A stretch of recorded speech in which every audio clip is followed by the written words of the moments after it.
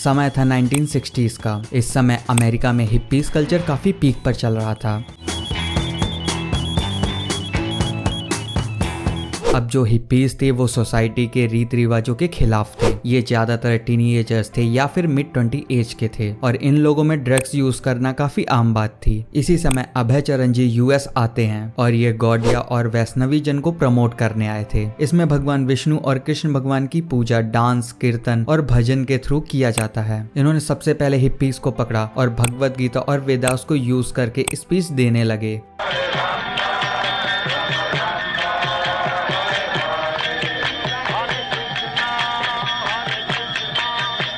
अब जो हिप्पीज थे वो इनकी बातों से काफी रिलेट कर पा रहे थे, तो वो काफी प्रभावित हुए और इससे बाद में चलकर एक मूवमेंट बना जिसे हरे कृष्णा मूवमेंट कहा जाता है। ये कनाडा से लेकर ब्रिटेन तक फैल चुका था और आगे चलकर 13 जुलाई 1966 को अभय चरण जी ने न्यूयॉर्क में international society for Krishna consequence की स्थापना की, जिसे शॉर्ट में इस्कॉन कहा जाता है। और अभय चरण जी का नाम तभी से स्वामी प्रभुपाद हो गया। इसके बाद इस्कॉन पूरी दुनिया में काफी तेजी से फैला और 1975 में ये इंडिया में भी आया। इस्कॉन के दुनिया भर में लगभग 800 सेंटर्स हैं और इसको एक रिस्पेक्टेबल इंस्टीट्यूशन के तौर पर जाना जाता है। लेकिन टाइम टू टाइम इस्कॉन पर काफी एलिगेशंस भी लगे हैं। दिशांत पटेल इंजीनियरिंग की पढ़ाई कर अब सन्यासी बन चुके हैं। वो अहमदाबाद के इस्कॉन मंदिर में 3 साल से सेवा कर रहे हैं। पेरेंट्स के साथ ना कोई काउंसलिंग किया है, ना बोले है कि इधर आ गया आपका लड़का, ना ही हमारा कोई इंटरेक्शन होने देते बच्चे के साथ। Totally brain wash, totally. ISKCON Nehru palace वाले में अंदर प्रवेश मिला, मतलब सब बोल नहीं रहे, सामान भी दिखा दिया हमको, सामान है इसका।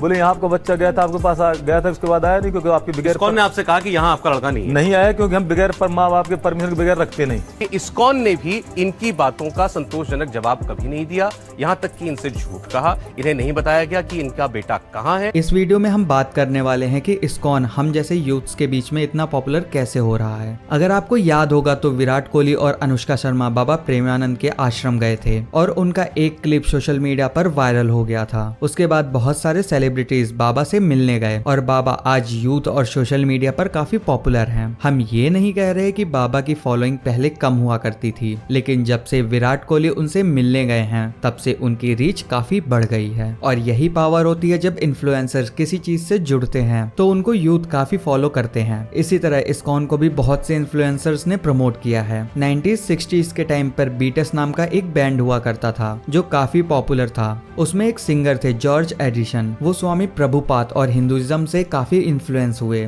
इसके बाद इस्कॉन को प्रमोट करने के लिए उन्होंने कुछ गाने भी बनाए जैसे माई स्वीट लॉर्ड हरे कृष्णा, और ये काफी पॉपुलर भी हुआ।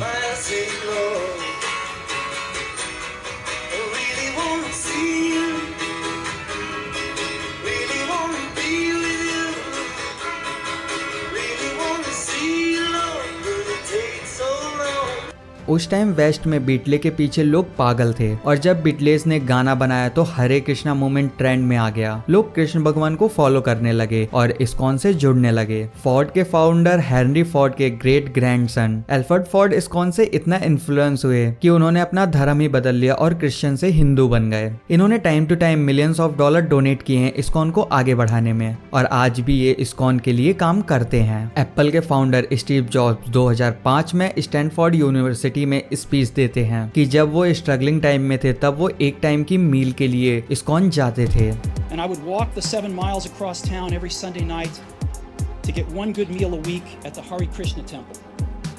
I loved it. आज भी बहुत सारे फेमस लोग इस्कॉन के सेंटर्स में जाते हैं और अपनी स्टोरी शेयर करते हैं। जब इतने इन्फ्लुएंसर्स इस्कॉन के बारे में इतनी पॉजिटिव बात करते हैं तो लोगों का ट्रस्ट बढ़ता है और यूथ भी इन सब चीजों से इन्फ्लुएंस होते हैं और जुड़ते हैं। अगर आज हम जैसे यूथ का ध्यान खींचना है तो सबको सोशल मीडिया पर आना पड़ेगा, क्योंकि दिन भर हम यहीं रहते हैं। तो चाहे कोई कंपनी हो या फिर कोई धार्मिक ऑर्गेनाइजेशन, सबको सोशल मीडिया पर आना पड़ेगा। और इसीलिए इस्कॉन के बहुत से गुरु सोशल मीडिया पर आ गए हैं। वो भगवत गीता और वेदास से रिलेटेड वीडियोस अपलोड करते हैं और यूथ के जो भी प्रॉब्लम्स हैं उनका सॉल्यूशन देने की कोशिश करते हैं, जैसे अमोघ लीला प्रभु और गुरु गोपाल दास। और साथ ही ये गुरुज स्टूडेंट के बीच काफी पॉपुलर हैं। ये स्टूडेंट्स के प्रॉब्लम्स को उठाते हैं और उसी पर लेक्चर देते हैं, जिससे स्टूडेंट्स रिलेट करके इनसे कनेक्ट करते हैं।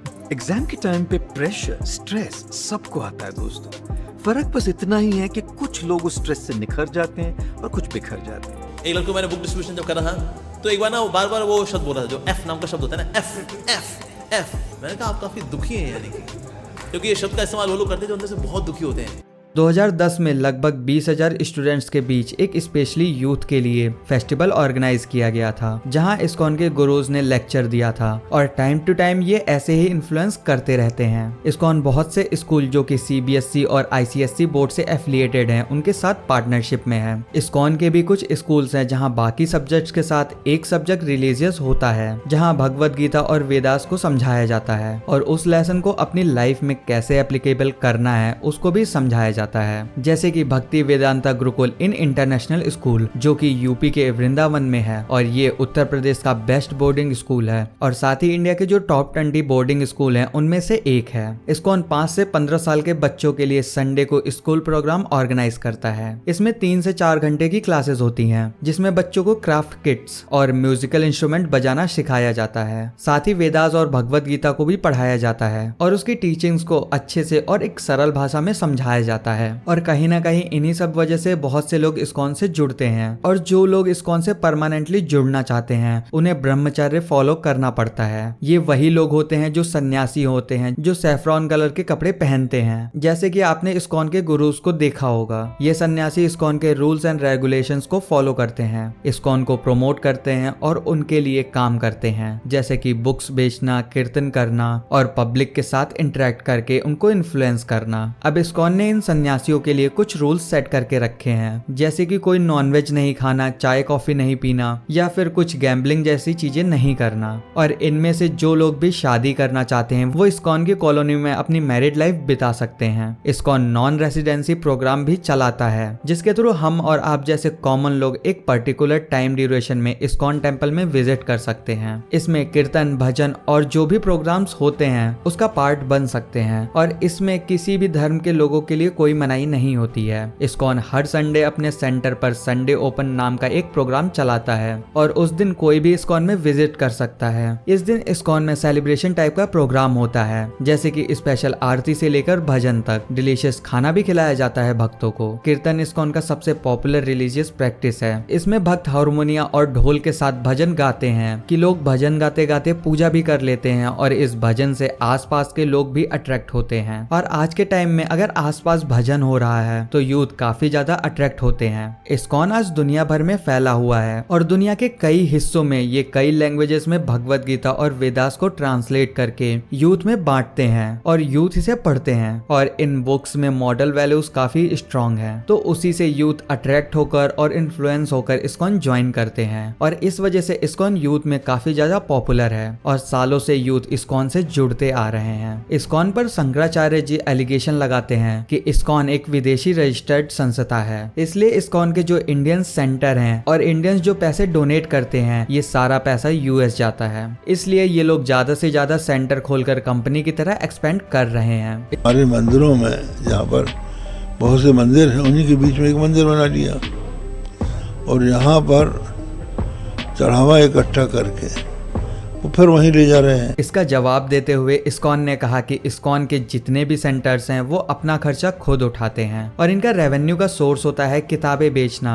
और रेस्टोरेंट से जितना भी इनका पैसा आता है या फिर पब्लिक डोनेशन से जो पैसा आता है उन्हीं से इनका खर्चा चलता है। और इस्कॉन के जितने भी मंदिर हैं उनको इनकम सोर्स का तरीका खुद ढूंढना पड़ता है और उनका इनकम सोर्स डिसाइड करता है कि वो सेंटर कितना बड़ा होगा। और इन मंदिरों के आपस में भी फंड ट्रांसफर नहीं होते हैं और अगर होते भी हैं तो इस्कॉन की जो गवर्निंग बॉडी है वो ध्यान रखते हैं और गवर्नमेंट के साथ भी फंड्स को लेकर काफी ट्रांसपेरेंट रहते हैं। देखिए इस्कॉन हो या फिर कोई भी रिलीजियस संस्था, इन सब की बातों को सुनकर हमें ब्लाइंडली ट्रस्ट नहीं करना चाहिए। इनकी बातों को सुनिए और समझिए फिर फॉलो कीजिए, क्योंकि आज हर कोई बताता है कि उनके पास ही शांति का रास्ता है और आप उन्हें फॉलो करेंगे तो ही आपको शांति मिलेगी। अगर आप अपनी रिलीजियस बुक खुद से पढ़कर समझें जैसे भगवद गीता और इनकी वैल्यूज को अपनी लाइफ में अपनाएंगे तो भी आप अच्छा जीवन जी सकते हैं। दोस्तों आपको क्या लगता है, हमारे और हमारे भगवान के बीच में किसी मीडिएटर की जरूरत है या नहीं? इसका जवाब हम आपसे जानना चाहते हैं तो कमेंट में जरूर बताएं। अगर सच्चे दिल से 5 मिनट पूजा करके आपको शांति मिल रही है तो भी ठीक है, या फिर अपने भगवान से मिलकर उनके घर जाकर शांति मिल रही है तो वो भी ठीक है। हमको शांति कैसे मिलती है वो हमारे ऊपर डिपेंड करता है। ये थी वीडियो कि इस्कॉन लोगों को कैसे इन्फ्लुएंस करता है और इतने सारे लोग इस्कॉन से क्यों जुड़ रहे हैं। मैं इस वीडियो के जरिए किसी भी संस्था या भगवान को गलत नहीं बोल रहा हूँ। मैं भी कृष्ण जी को बहुत फॉलो करता हूँ। इस वीडियो का लक्ष्य आपको इतना समझाना है कि किसी को इतना हक मत दीजिए कि वो आपको कंट्रोल करे और उसकी वजह से आपको या आपके अपनों को तकलीफ हो।